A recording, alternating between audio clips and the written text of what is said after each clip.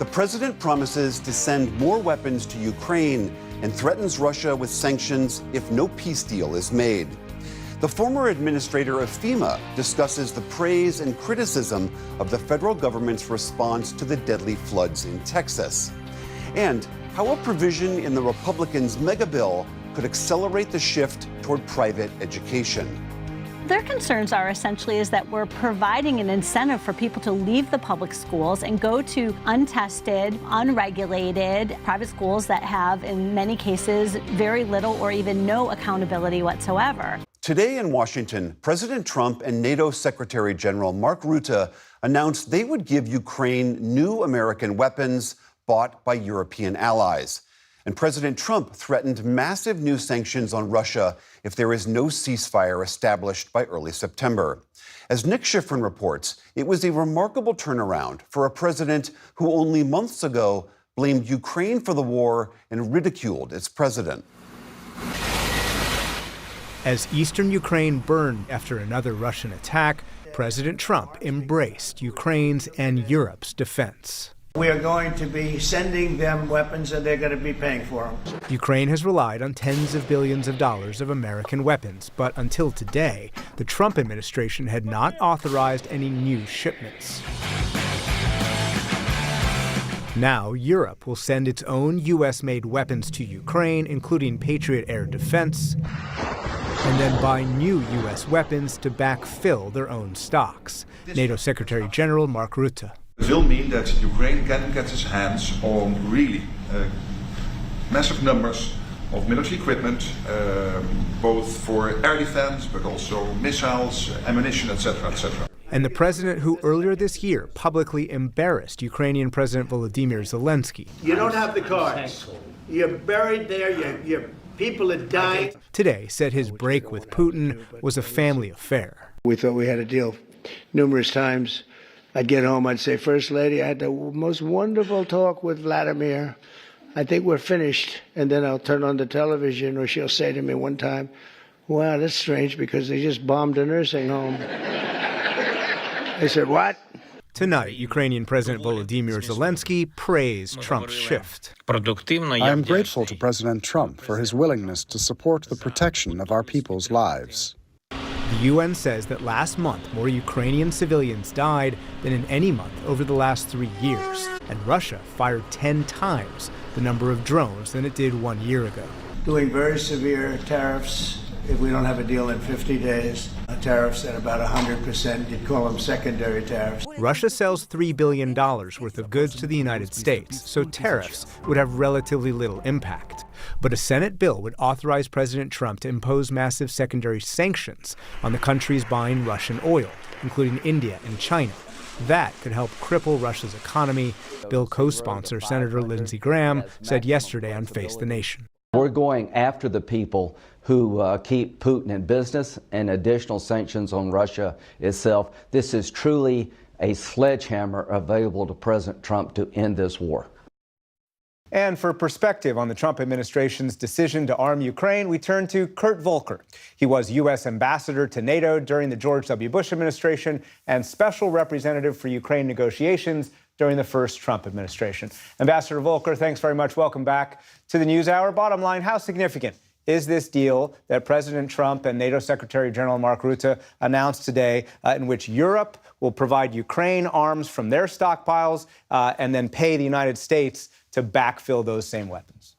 Well, I think it's very significant because it removes an uncertainty that had been plaguing Ukraine and plaguing Europe ever since the beginning of the Trump administration.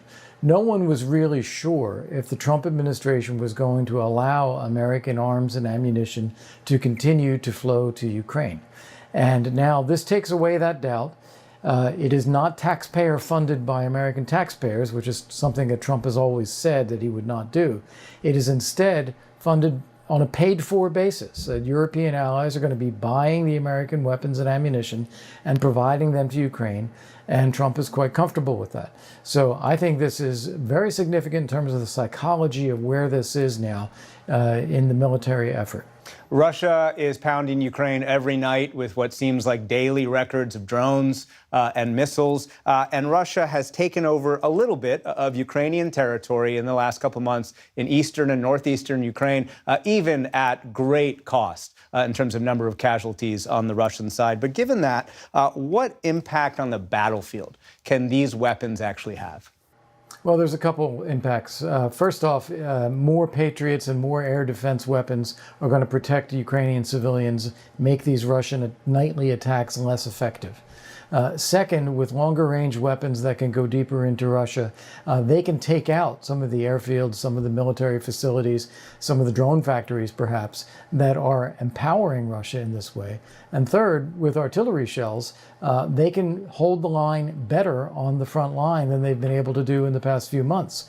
Mostly what Ukraine has done is use its own homemade drones to prevent substantial Russian advances and inflict heavy losses. Artillery is going to strengthen the Ukrainian defensive position. Let's talk about President Trump's words about President Putin today. You, of course, started as special representative for the first President Trump administration in 2017 and 2018. President Trump famously sided with President Putin over the intelligence community when it comes to 2016 election meddling. Even more recently, President Trump has said things like, well, Zelensky started the war, Ukraine started the war. But today, President Trump is now saying that Putin feeds him, quote, BS.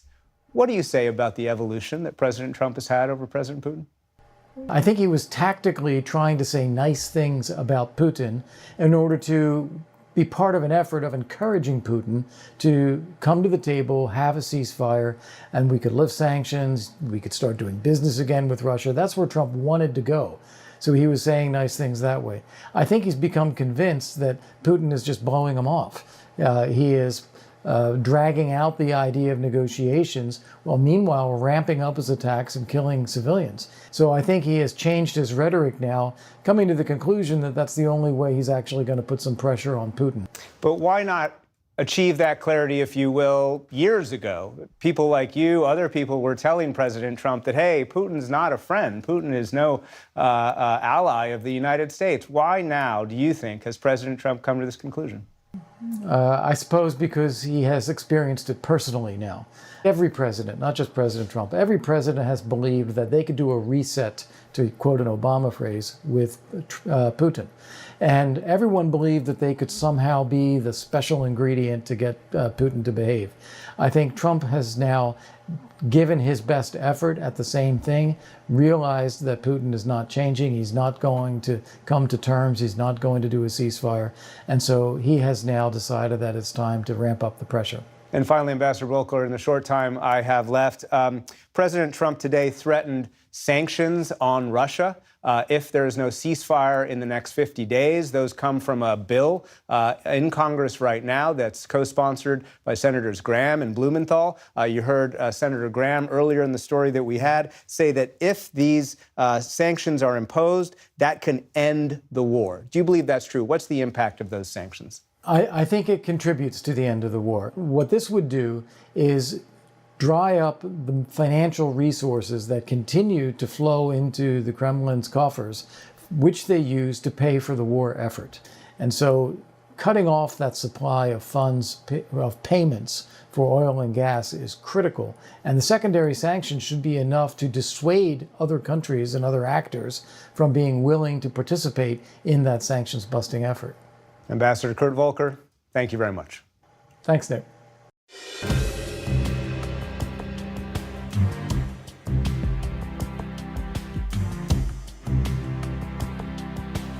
We start the day's other headlines in Massachusetts. Authorities say a fire at an assisted living facility killed at least 9 people, dozens more were injured. The blaze broke out last night at the Gabriel House in Fall River, about 50 miles south of Boston, leaving the front entrance heavily damaged. Firefighters say residents were hanging out of their windows, calling for help. The facility is home to some 70 people. One man said he didn't realize what was happening until he opened his door. All the smoke from the hall were right in my face, and all I could do was just stand there and choke. And I thought it was going to be the end of everything. Authorities rescued him and dozens of others from the burning building. Meantime, a Massachusetts firefighters union say a lack of staffing hindered the response to the blaze. The cause of the fire is under investigation. Arizona's governor is calling for a federal investigation into why a wildfire along the Grand Canyon was initially treated as a controlled burn and not immediately put out. As of this afternoon, the Dragon Bravo fire had burned around 6,000 acres and was 0% contained. So far, it's burned some 80 structures, including the historic Grand Canyon Lodge. The blaze was ignited by lightning strikes on the 4th of July and quickly grew amid hot and dry conditions, prompting officials to close the area to visitors for the rest of the year. The Supreme Court today cleared the way for the Trump administration to proceed with the dismantling of the Department of Education. The justices paused an order from a judge in Boston who had blocked the firing of nearly 1,400 workers. As is typical with such cases, the order was unsigned and gave no reasoning. But Justice Sonia Sotomayor wrote a dissent, joined by the court's other two liberal members.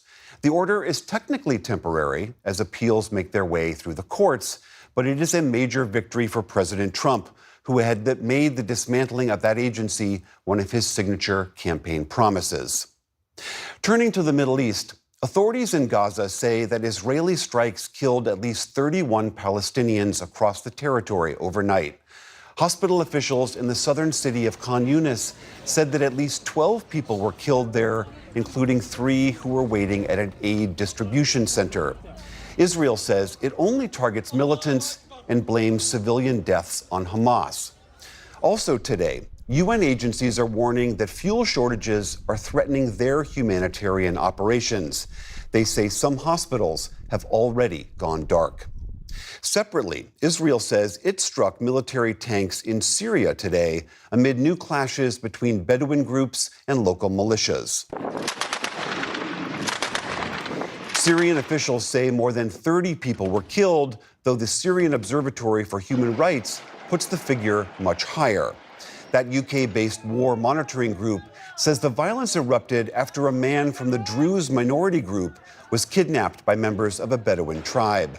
Syria then deployed government forces to try and restore order.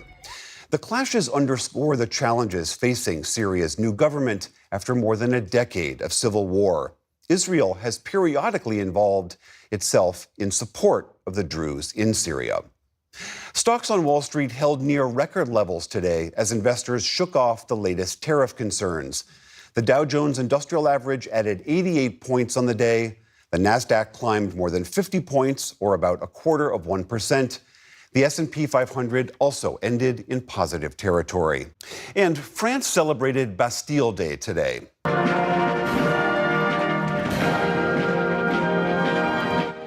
Air Force jets streamed past the iconic Arc de Triomphe, releasing the colors of the French flag as some 7,000 people marched up the Champs-Élysées. The nation's biggest holiday marks the storming of the Bastille Fortress in 1789, a pivotal moment in the lead-up to the French Revolution. It also comes amid an increased focus on national defense. A day earlier, President Emmanuel Macron pledged to double France's military budget by 2027. That's 3 years earlier than planned. Still to come on the NewsHour, Senate Republicans face a deadline to claw back funding for foreign aid and public media. Tamara Keith and Amy Walter weigh in on the MAGA base's split over the Jeffrey Epstein case. And some leading film critics recommend their favorite summer movies. This is the PBS NewsHour from the David M. Rubenstein Studio at WETA in Washington, and in the West from the Walter Cronkite School of Journalism at Arizona State University. It has been 10 days since the deadly July 4th flooding in Texas, where at least 132 people died, and the search continues for the roughly 160 people that remain missing. A new report from the Washington Post found that Camp Mystic did not begin evacuating young campers along the Guadalupe River until an hour after a severe flood warning was sent. In the meantime, The federal response to this disaster has also come under scrutiny. Over the weekend, DHS Secretary Kristi Noem responded to allegations that FEMA cutbacks meant delays in answering people's calls for disaster assistance and aid after the flood. Those claims are absolutely false. Within just an hour or two after the flooding, we had resources from the Department of Homeland Security there helping those individuals in Texas. So those claims are false. They're from people who won't put their name behind those claims. And those call centers were fully staffed and responsive. And President Trump, who has called for cuts to FEMA, praised the agency during his recent visit to Texas, but he did not comment on his plans for its future. So for a closer look, we are joined now by former FEMA Administrator Deanne Criswell. Deanne Criswell, thank you so much for being here again. I appreciate that it is complicated commenting on your successor's work, but from your analysis, what is your sense of how FEMA has responded to this disaster in Texas? William, I mean, it is hard to watch from the sidelines because you know how you would do things. But I think the thing that really stands out is I know the women and men of FEMA, and I know how they would respond and the actions that they would take to make sure that they're moving resources in to have things available, to anticipate what that state might need. And from the reporting that I've been reading, what it sounds like is that there's been added layers of administrative burdens that have been put in place that take away that agility that they normally have to be able to execute on their mission. And so I know that they want to do the right thing, and I know that they have the capability, but it seems like there's additional steps that are making that process just a little bit more difficult now. So what are some of the other specifics of things that you might have done differently if you were in the chair? So one of the first things we do, this is the kind of incident that is not like a hurricane where you're watching it come in and you have days to move equipment and people in place to make sure that it's ready based on where the impact might be. This is a limited notice event. And so you've already lost a little bit of that time, right? Because the action or the incident is already unraveling. And so I would have immediately made sure that the teams, and they wouldn't even have had to wait for me to tell them, they would have known to do this, but moving urban search and rescue teams and critical personnel like our disaster survivor assistance team members into the area, into the community, even before a presidential disaster declaration is made. What we can't do is put them to work until after that declaration is made and the state asks for help, right? And so once the state asks for that help, at least they would be there, they would be ready to be engaged immediately. Now we've lost a few days. And that's just time that you can't get back. But I do want to add, right, the role that the Coast Guard played that the Secretary talks about is critical. The Coast Guard did amazing work, but they have it within their statutory authorities to be able to respond like that. It's nothing new. They do that in every one of these types of flash flooding events because they have the resources and capability to get in there within minutes. And then FEMA's role is to start to augment that capability with the technical teams that can come in and help support that ongoing search effort and the search and recovery effort, and then help that community start to rebuild. I want to ask you about the way in which we as a government allow people to build in a floodplain. The Associated Press found that federal regulators had repeatedly granted appeals by Camp Mystic to allow them to continue building in an area that FEMA's own flood maps indicated might be highly dangerous in the future. Doesn't that highlight the risk of allowing FEMA to grant exemptions like that? The flood maps are really designed to provide that snapshot in time of exactly where the highest risk areas are. I can't speak directly to the situation of why they were granted an exemption without being able to see the data and the reasoning behind it, but there could be a number of reasons for that. But you're right in the fact that the whole goal of this is to make sure that people are aware of what their highest risk is and that they're taking the necessary actions then to put the appropriate preparedness measures in place to protect the communities that they're serving, or in this case, the communities that are coming in to use this campground. And so there could be a number of reasons for those exceptions. I'd have to see them. But again, it's a process that is done in partnership with local communities and with the state. FEMA doesn't make these decisions on their own. They have to do it in partnership with them. I think that there's more to learn about this particular situation to understand the reasoning behind it. President Trump, as you well know, has suggested dramatically dialing back the role that FEMA plays and, in a way, making the states pick up a lot of that labor of immediate disaster response. Do you believe that states can shoulder that burden? States and local emergency managers have always had the responsibility to respond. FEMA doesn't come in and take over that. FEMA doesn't come in and supplant that. FEMA comes in and supports them when it exceeds their capability. But at the end of the day, they will always have that responsibility for immediate response needs and for the actual recovery. What's going to be challenging if you start to scale back the role that FEMA has is they're not going to have the tools and resources to augment and to support that response process, like search and rescue teams. But more importantly, they're not going to have the financial support or technical assistance to help them rebuild during this recovery phase. And so it's easy to oversimplify some of the things that we're saying about give more responsibility to state and locals, but it's much more complicated than that. And I think it deserves a very thoughtful, inclusive conversation with those people, the state and local emergency managers that have this responsibility, to make sure that we're building a government system that works for them and not against them. All right, that is former FEMA Administrator Deanne Criswell. Always great to talk to you. Thank you very much for your time. Thanks, William.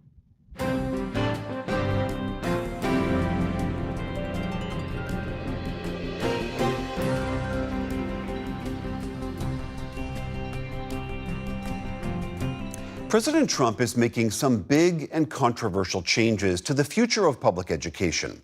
The Supreme Court allowed the administration to continue today with a major dismantling of the Department of Education. There's also an important change included in the president's new tax and spending law that he signed on July 4th. It would create what many say is essentially a new national school voucher program. Stephanie Tsai has the details. William, starting in 2027, the government will offer a federal tax incentive more generous than any other on the books. It's meant to expand school choice, but states will get to decide whether to opt in. Individuals would get a dollar-for-dollar tax credit up to $1,700 when they give to a nonprofit that offers education scholarships. They could then use that money for tuition and other educational expenses, including for private or religious schooling. Laura Meckler covers education for The Washington Post and joins me now with more. Laura, thank you so much for joining the NewsHour. Could you just start by explaining a little bit more about how this is all going to work and who is eligible? Sure. This is a program that essentially supports state-based organizations that offer scholarships to families, typically to send them to private schools. So essentially, if you're a family and you want help paying your tuition bill, you can apply for a scholarship from one of these private organizations. But where does the organization get their money? They get their money from donations. And what this tax credit will do, sort of mimicking what's been done in many states, is offer, as you said, a dollar-for-dollar tax credit. So essentially, you give money to this organization and you get the entire amount reimbursed to you through the tax code. So it is a powerful incentive, much more than any other kind of charitable giving.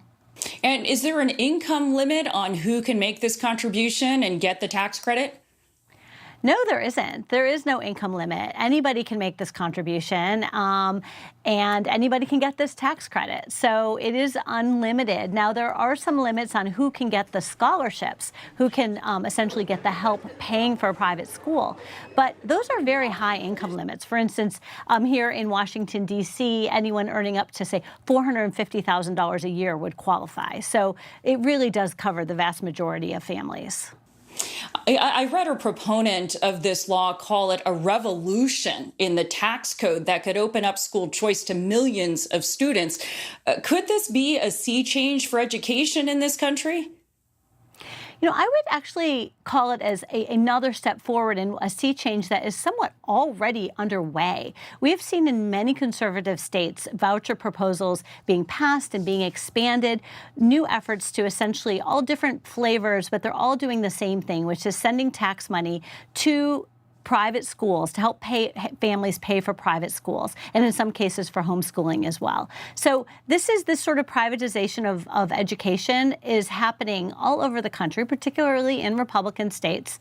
One thing I want to ask is the original proposals had the tax credit cap much higher. It ended up at $1,700, which is a lot less than some of the bigger tax credits proposed. With where things landed, would it still be enough to help a lot of families afford private school? Well, we'll see. I mean, I think that the challenge for these scholarship granting organizations is that instead of just getting relatively few donations from very big donors, they're going to have to get a lot of donations from a lot of donors in order to raise a substantial amount of money. Because in fact, the scholarships they give may in fact be bigger than $1,700 or smaller. They'll be up to them to decide. But essentially, if you want to give a family, say, $5,000 scholarship, you're going to need to raise money from several people in order to afford that. Public education advocates, as you know, Laura, are really upset by this. Help us understand what their concerns are. Well, their concerns are essentially is that we're providing an incentive for people to leave the public schools and go to untested, unregulated schools, private schools that have, in many cases, very little or even no accountability whatsoever. Essentially, the public schools are required to take all kids. They're subject to standardized testing and many rules. They have to obey civil rights protections, whereas private schools can often do whatever they want, and maybe not whatever they want, but there are far fewer limits on them. And essentially what this tax credit does is incentivize families who could leave the public schools in order to, because it will become easier and more affordable to go to a private school. And public school advocates worry that essentially undercuts and weakens the public system that most children still depend on.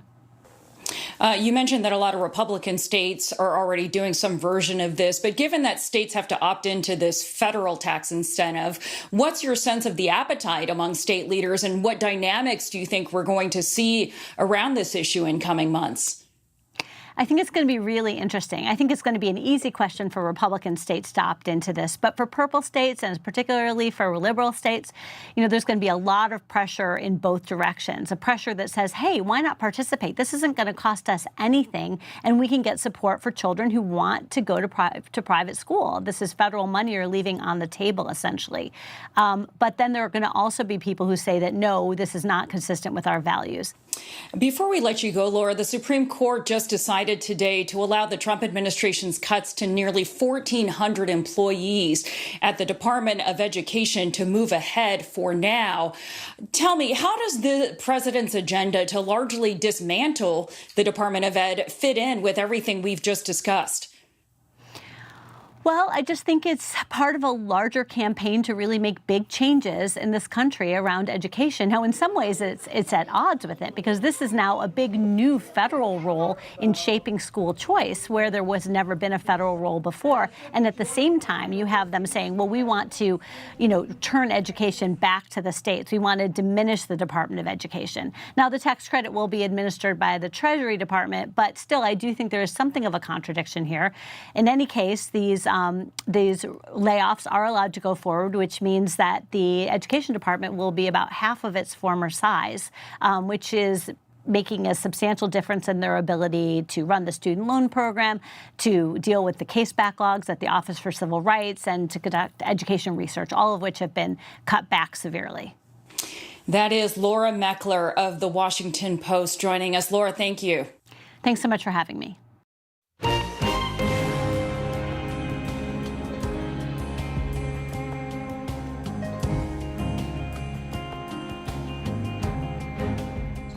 The White House effort to claw back $9.4 billion of already allocated government spending faces a critical vote in the U.S. Senate this week. Some Republicans have concerns about the cuts to foreign aid and public broadcasting, while the clock ticks towards Friday's deadline to approve or modify the Trump administration's plan. Our congressional correspondent, Lisa Desjardins, is here with a closer look. So, Lisa, remind us what this rescission bill actually does. That's right. This is a presidential power, but this is an unusual assertion of it. Basically, he's trying to get Congress to reverse a series of funding that it made last year, even by supermajority. Now, this total amount is relatively small, but it's strategically very significant. And of course, it includes real cuts. So let's look at what's involved here. 22 different specific program cuts the president is asking for. Most of it is foreign aid. That's $8.3 billion, but there is $1.1 billion for public broadcasting. That's all of the funding for the next 2 years for the Corporation for Public Broadcasting. In order for these cuts to happen, both chambers must approve by majority and also by law under this special rescissions maneuver. This only has 45 days to live in Congress until it basically expires. That 45 days ends Friday. So this week, then, is obviously critical. Yeah. As to whether it's a thumbs up or a thumbs down. Does it have enough votes to get across the finish line? It is really up in the air right now. I think in the Senate it probably does, but it is really not clear. One thing to keep in mind is that the House barely passed this through. They had to flip votes at the last minute to get it through. Now the Senate will tackle this. And remember, Republicans can only lose 3 votes, not 4, in order to get things through with just Republican votes. So we know that there are some senators right now who, if they vote, they could potentially block it. These are 3 senators that have public strong doubts and issues with this package. Susan Collins, Lisa Murkowski, Jerry Moran, all of them have problems with either global health cuts, including to PEPFAR, HIV/AIDS prevention money, or to public broadcasting money. So just one more on top of that, then the Republicans would have a problem. My reporting is that there are somewhere between a total of a dozen and maybe even more Republican senators who do want to change this bill. They have those same problems with global health and also with the Corporation for Public Broadcasting factors. Now, Susan Collins is absolutely key. She is trying to write amendments to change the bill, which they have the power to do. We spoke to our colleague, Kevin Miller at Maine Public about the dynamics around Collins. Senator Collins is actually the only Republican member of Congress from New England right now. So she frequently has to kind of balance those interests where she gets a lot of pressure from Democrats to oppose particularly things that President Trump is doing. But the Republican base up here in Maine is seems to be strongly in support of what President Trump is doing. So she gets pressure from there. All right, thanks to Kevin Miller there. Now, what's interesting is that President Trump, in a sign that there were real concerns about the public broadcasting piece in particular, sent out a post last week really threatening people, ramping up the pressure there. He wrote on Truth Social that any Republican who votes to allow PBS and NPR funding is someone that he would not endorse. Now, that puts the pressure on a lot of those rural senators that are really in conversations now, like Shelley Moore Capito in West Virginia, those kinds of folks. And of course, as our viewers know, the Corporation for Public Broadcasting partially funds local stations all around the country, and some funding ends up here at NewsHour as well. So what happens now? Right. Tell us, please, what is going to happen? As you and I speak, there are groups of Republican senators trying to work out amendments. And I think whatever Susan Collins proposes could be the most important amendment out of all of it. But let's go through the timeline, because that's very important here. It's a critical week, absolutely. The deadline, as we said, is Friday at the end of the day, the midnight at the end of the day. Now, if you go back to what's going to happen, first votes will be tomorrow. Senate will start voting on procedural motions. Then Wednesday and Thursday is when we expect, probably Wednesday, the Senate to have their final votes. I do expect them to change the bill.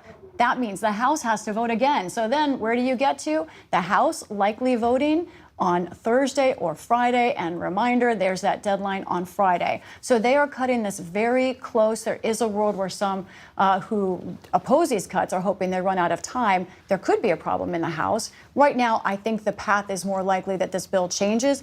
How it will change is the most important thing. Could it get tied up? Yes. This is the 119th Congress. Anything is possible. Lisa Desjardins, as always, thank you. You're welcome.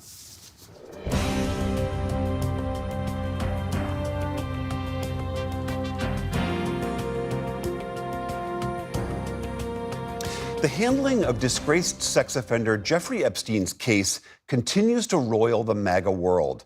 after repeatedly claiming that there were scandalous criminal details about Epstein being hidden from the public.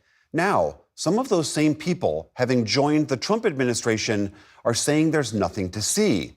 But key figures from the president's base allege that a cover-up continues. Leading that charge is far-right activist and conspiracy theorist Laura Loomer. She told Politico that there should be a special counsel appointed to the Epstein case. Attorney General Pam Bondi, FBI Director Kash Patel, and Deputy Director Dan Bongino have each stoked ominous conspiracy theories about what's referred to as the Epstein Files, allegedly a secret list of powerful people who had connections to Epstein. But Patel, once he became FBI director, tried to temper expectations. So on the Epstein matter or any other matters, we are diligently working on that. And it takes time to go through years of investigations, years of political maneuvering, and years of cover-up to get the American people what they deserve. And that's what I'm going to give them on everything.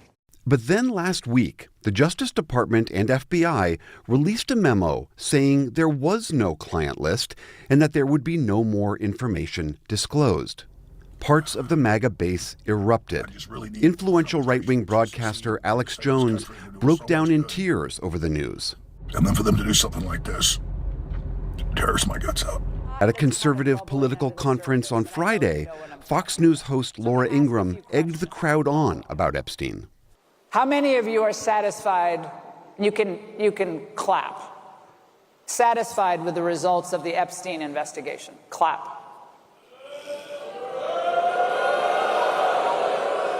How many of you are not satisfied with the results of the investigation? Ingraham told the crowd there was, quote, some family disagreement between the Attorney General and Bongino. Don't exaggerate what you don't got, and don't overpromise and underdeliver.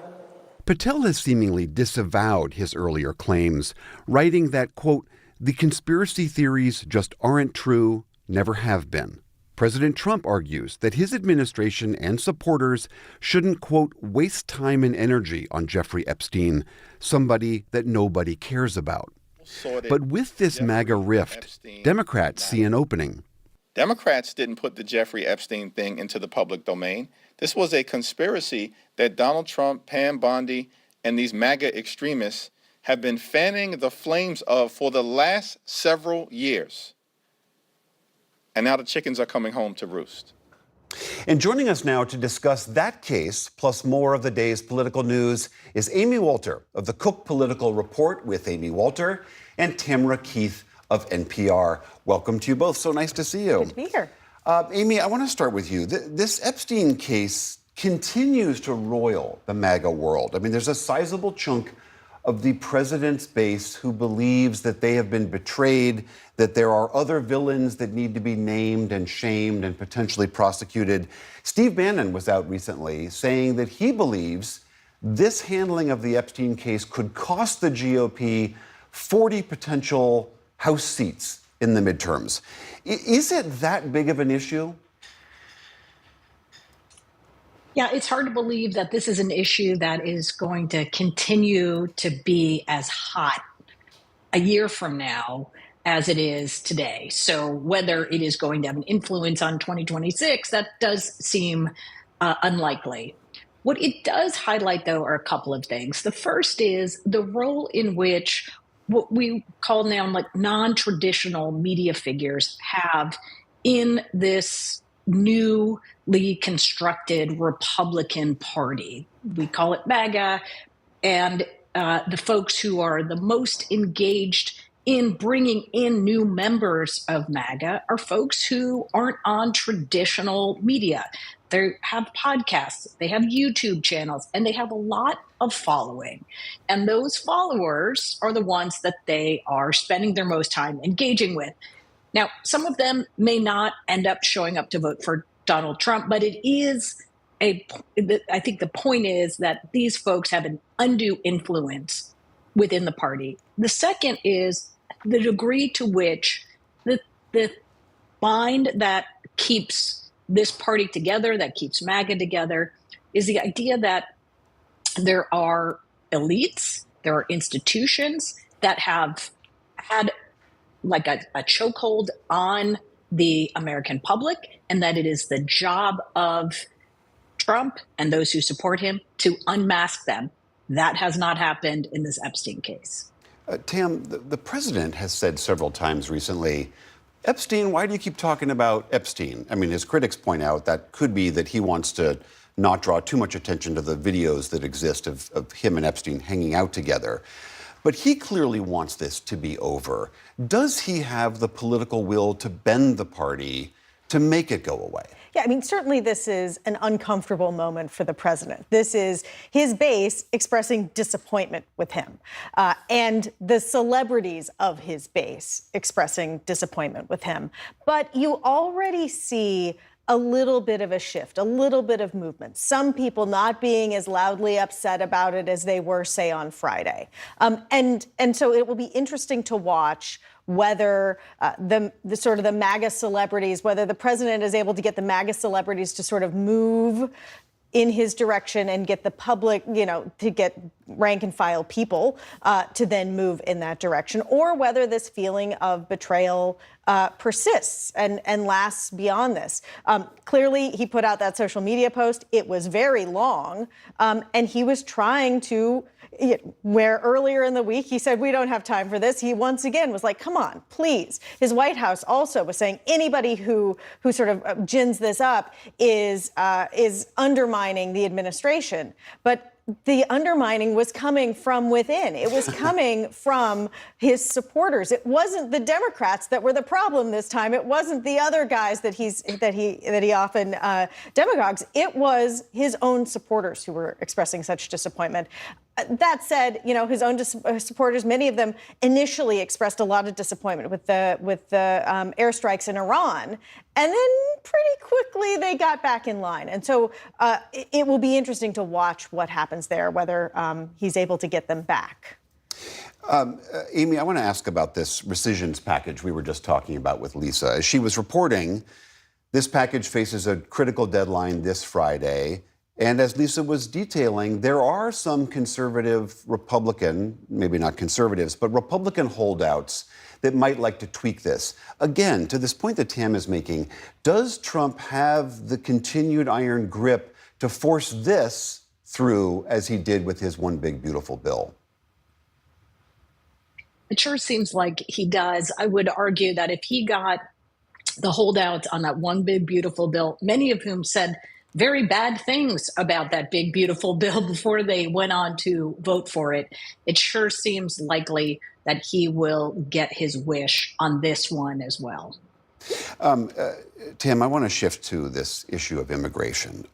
We've seen one judge out in Southern California who has ruled against the president's and the administration's ICE tactics, saying you can't basically stop people without probable cause. That applies just to Southern California. There are still these kinds of raids and arrests happening on street corners all over the country. Do you have any sense as to what the public believes about these? Are people outraged by what they are seeing, or are they thinking, this is what he promised and this is what he's delivering? Well, this is definitely what he promised. He promised mass deportations. He and people in his administration, when he was running for office and now while he is in office, are talking about what life would look like without all the undocumented immigrants in America. The president has been very clear on this for a very long time. This is his agenda. What we also know, though, is that there has been local pushback when people that someone knows are getting swept up in it. And there also has been some softening in the polls of support for the president's handling of immigration, and that includes softening among Republicans and importantly, independent voters. Interesting. Before I let you guys go, I do just want to flag one big event that's happening this Wednesday. This is the Congressional Women's Baseball Game. You two are active members, as is Lisa, as are other members of the NewsHour team. You are playing the women's congressional softball team. This raises money for breast cancer. Tickets are available still for people who want to pay attention. Otherwise, you can see it live streamed on the Monumental Sports Network. Any predictions? Well, I predict that we win, but I also predict that we will raise awareness that young people, that young women can and do get breast cancer. And that's what this is about, in addition to providing an opponent for members of Congress so that they can come together against Tamara us. Keith, catcher of the Bad News Babes, Amy Walter, pitcher of the Bad News Babes. Thank you both so much. You're welcome. You're welcome.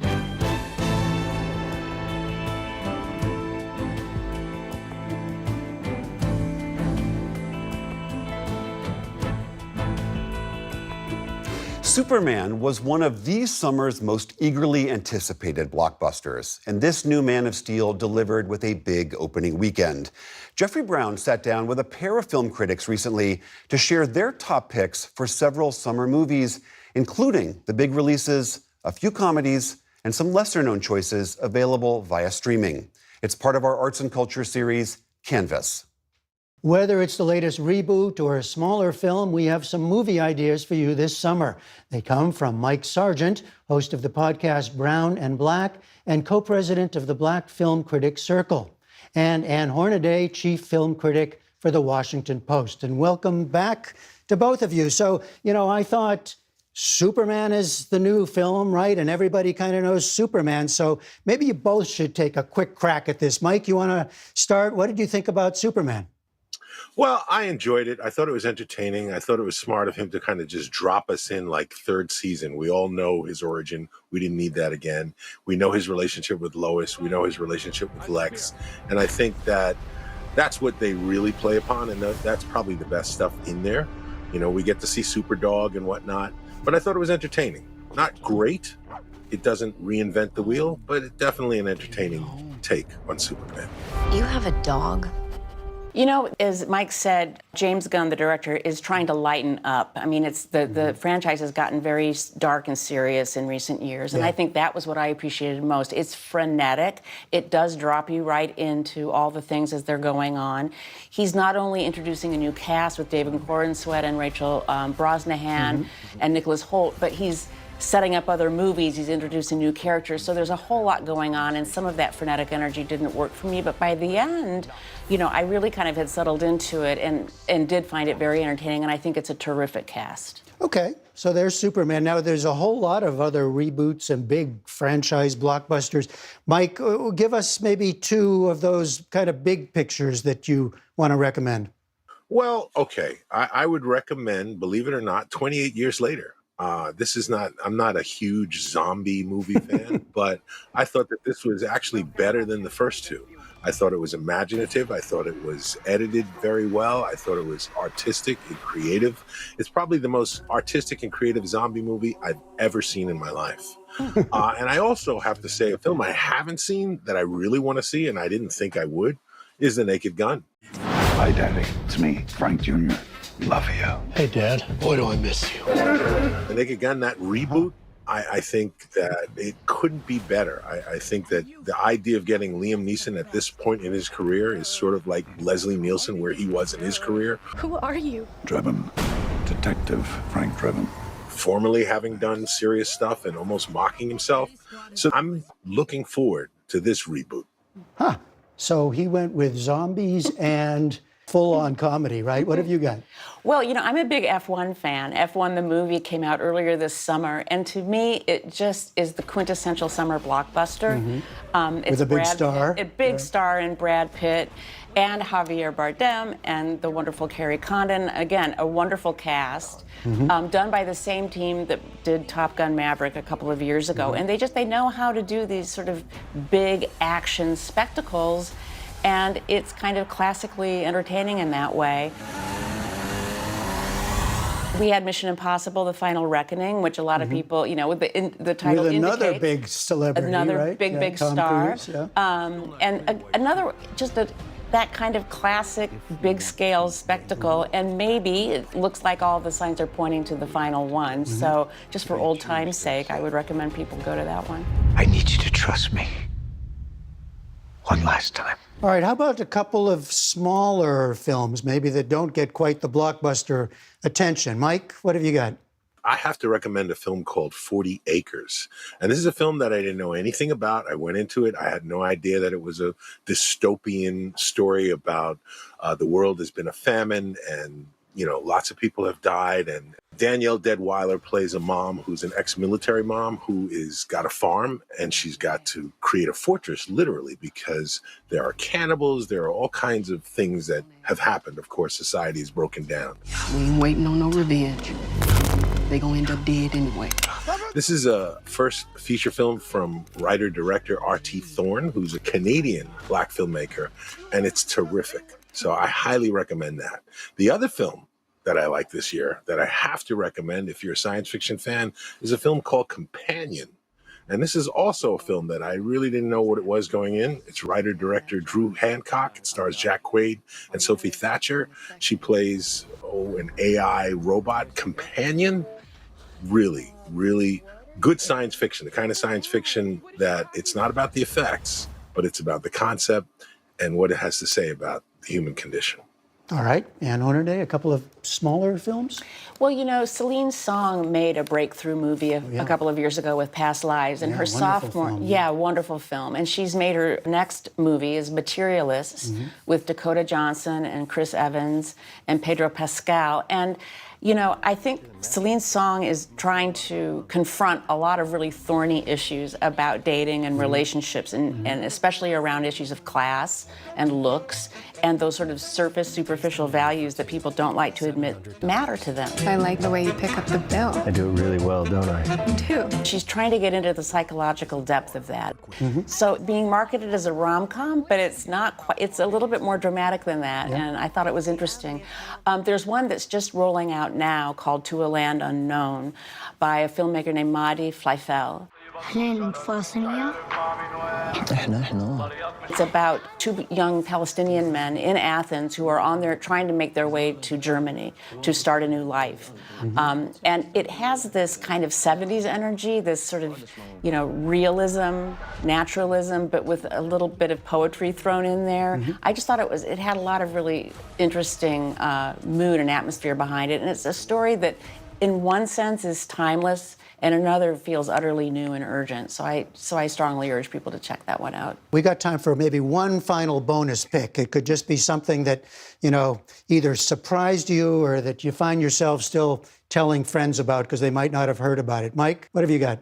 I've got to recommend a film called K-Pop Demon Hunters, which is an animated fantasy. It is. It blends K-pop, girl energy, and demon slaying, and it's got a really fun soundtrack. And it's a film from Maggie Kang and Chris Applehans, and it's doing a lot better than Elio, which is the Pixar film, because it's so much more original and so much more interesting. The world will know you as pop stars.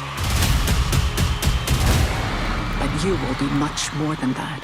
You have to appreciate just how much fun and the energy, and there's a reason why it's doing so well. All right, Ann, you got one bonus pick. You know, the one that really snuck up on me is a movie called The Life of Chuck by a guy named Mike Flanagan, who has a huge following on Netflix with his horror series.